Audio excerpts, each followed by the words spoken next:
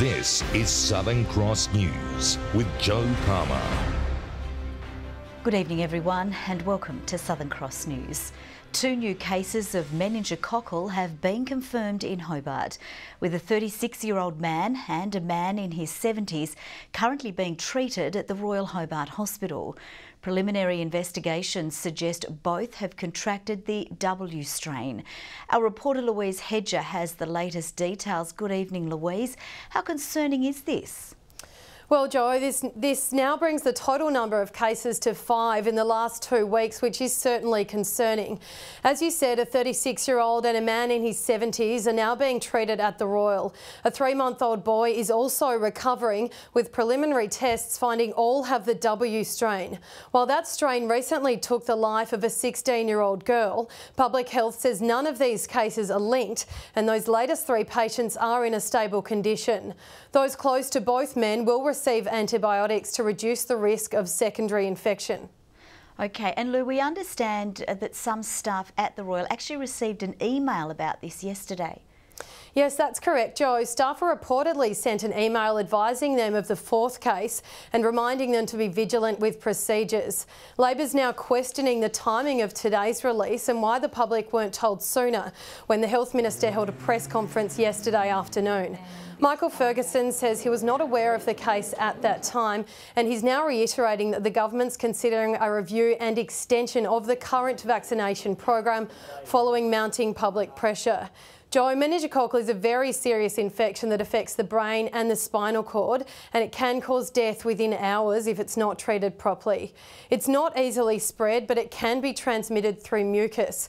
And Joe, there is no doubt this is creating some concern within the community, but people are being reassured that the hospital will be reinforcing infection protocols, but anyone with any symptoms should urgently seek medical care. Yes, indeed. Thank you very much for that report, Louise Hedger, joining us there. Emergency crews have rescued 2 people trapped in their car after a collision with a police vehicle in Newtown. The crash happened just after 3 o'clock this afternoon, forcing the closure of a major road. Michael Breen filed this report from the scene. Busy Newtown Road turned into a rescue scene this afternoon with 2 cars crashing, one of them a police car. Emergency crews had to cut the roof off the small red car involved, with its 2 occupants trapped inside. After more than an hour, crews carefully removed them and took them to a waiting ambulance. Both occupants have been reported to be stuck in the vehicle for a period of time, needing to be extricated by the Tas Fire. With one lane of the road closed, crash investigators marked out the scene to try and determine the cause of the crash. A job especially important because a police car was involved in the collision. Police were on their way to the report of a disturbance in Newtown. The red hatch was parked on the side of the road and has attempted a U-turn, and the police car travelling north has collided into the side of that vehicle.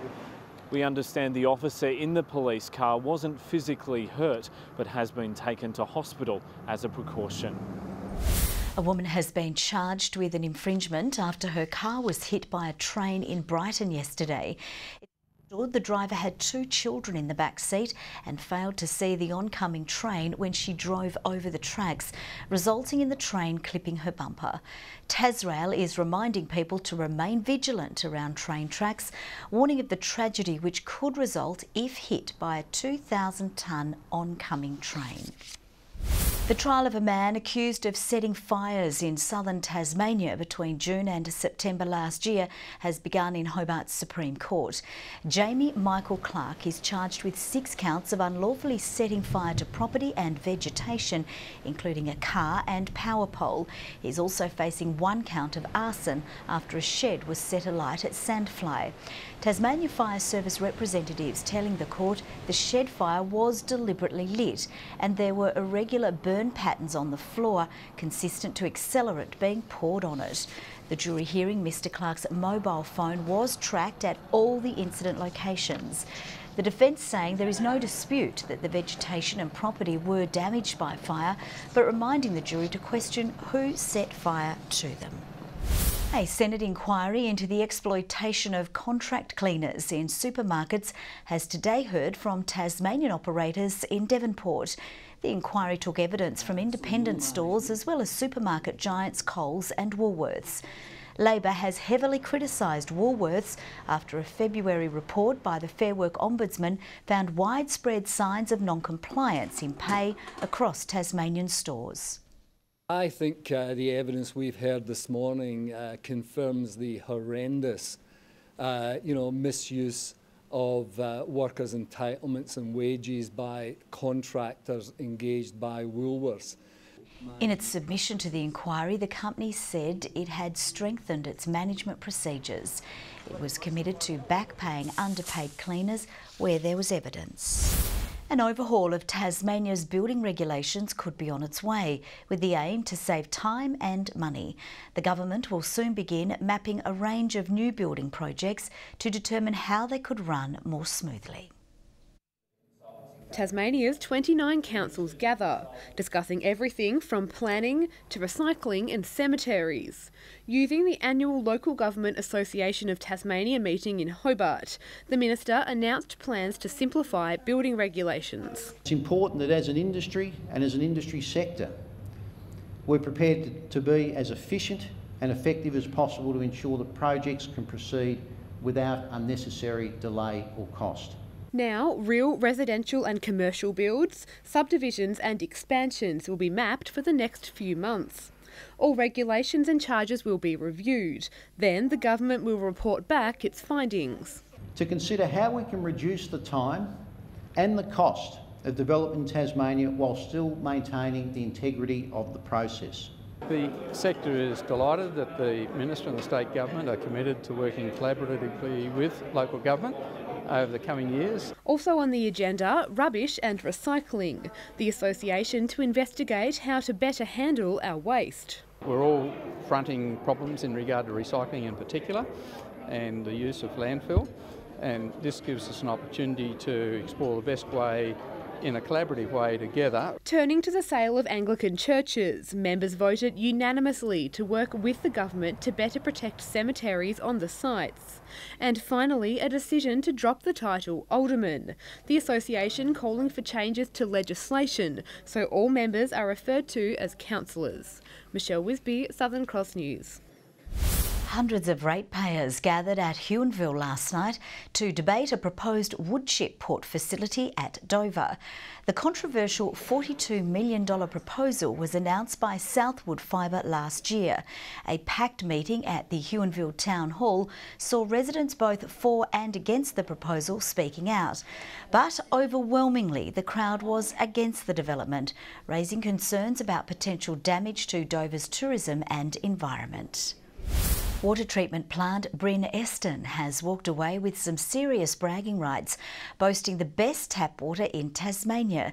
The plant was one of 12 samples from across the state judged on taste, smell and colour. Judges say Tasmanian water is some of Australia's best. It's actually very, very good. Obviously I've tasted across nationally, and the water down here is of a very high standard. It's very difficult when you get down to the judging. There's not a lot of difference in the actual samples, so it is a really tough task. Bryn Eston will now go on to represent the state against the rest of the country. Tasmania Police is on the hunt for 3 alpacas stolen from a property in the state's far northwest. The alpacas were part of this pack at a property on Boys Road in Forest near Smithton and were taken sometime between July 14 and 21. The animals are described as grey, white and brown with a long fleece. A custom grey trailer was also stolen. Anyone with information is urged to contact Crime Stoppers. A love of locomotives has brought a 1920s train carriage back to life, with volunteers working for 3 years to restore it. Now the piece of history will be put to work, carrying out up to 7 trips a day.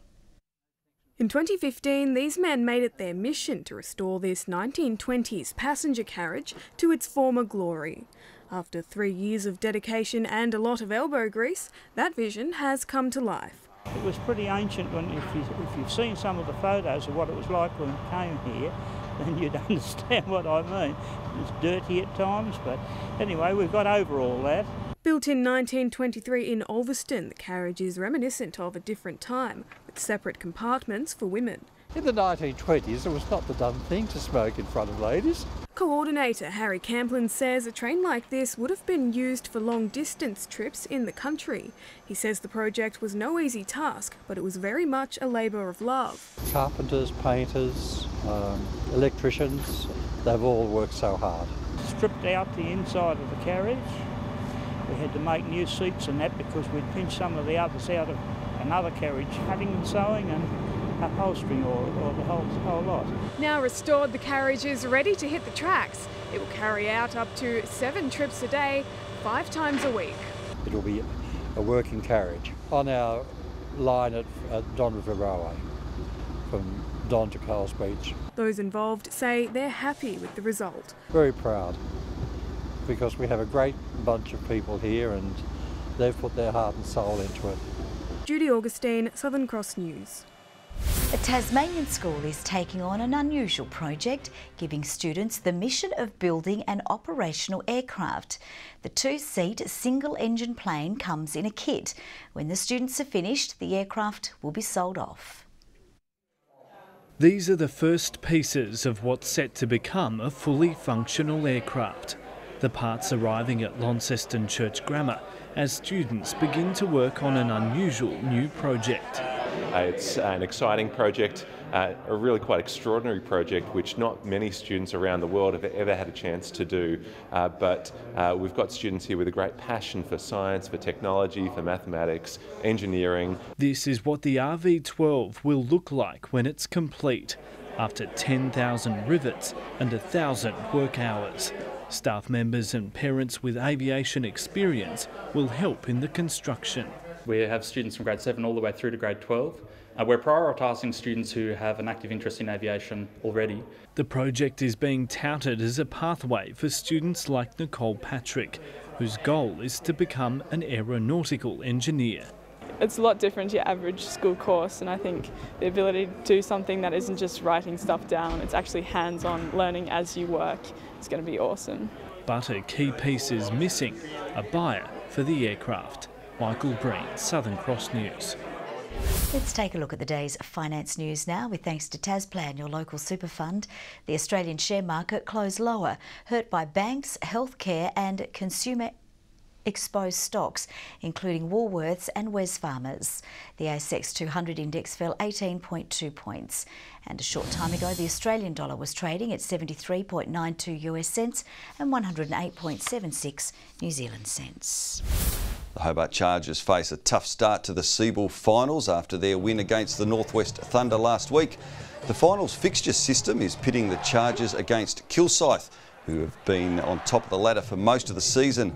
The Chargers lost to Kilsyth in round 1, but coach Anthony Stewart says his team has developed since then. The only way we can prove ourselves is to go over and beat Kilsyth, and that'll give the league a wake-up call, and then we'll be favourites going into the finals. Feeling confident ahead of their bout with the unbeaten Bendigo Braves after taking down the Chargers at 99-85 last Friday. Coach Derek Washington says a winning combination on the court could be the key to success, with Lauren Mansfield set to make her return. Lauren Mansfield is the icing on the cake for us. She's always a true leader, a true warrior on the floor. Adding her with the MVP, it's going to be amazing. The sides will clash on Saturday night in Bendigo. Good evening. Temperatures range today from -2 on Mount Wellington to our top of 14 at Friendly Beaches and St Helens. The 4 main population centres all registering 13 degrees. Bit of cloud about today with a shower over the west and far south. Best falls 10 millimetres at King William Creek and 8 millimetres at Misery Plateau, which I understand is not a very happy place. Low head, Strawn and the Islands all 13, Grove 12, Ooze 11, Liaweenie a high of 4. Now a steady stream of low-level cloud moved across Tasmania today and mixed with some stationary lower cloud. On the bigger picture, a cold pool of air lies over the Bight and near Tasmania. A mid-level cloud band nears Western Australia, most of the country cloud-free apart from a patchy band over southern Queensland. A high will position over New South Wales tomorrow, and a low and associated front moves over southeast Western Australia, with troughs also over that state. Westerly winds tomorrow at 15 to 25 knots, reaching 30 knots over the south and tending west-northwesterly in the evening before decreasing. Swells to 4.5 metres in western waters. Strong wind warning on. That's from Tasman Island to Low Rocky Point. Minor flood warnings for the Meander, North Esk, South Esk and Macquarie rivers. And for Hobart, partly cloudy, up to 13 degrees. Tomorrow 12 for Cygnet and 13 for New Norfolk with a shower clearing. Launceston partly cloudy, 14 the maximum. Same for Devonport, partly cloudy for Campbelltown and a cool 11 degrees. Burnie partly cloudy, 13. 12 the high for Strawn with a shower still in the west. Possible shower for Smithton and 13. For St Helens tomorrow, partly cloudy but fine. 14. 15 the top for Swansea, partly cloudy after a cool start at Fingal, -1 to 13 the range. On Friday, showers over the west and far south, extending statewide for a period during the day. Showers increasing over the west on Saturday and extending to the north in the evening, and a few showers on Sunday, more frequent over the west and north, snow lowering to 900 metres.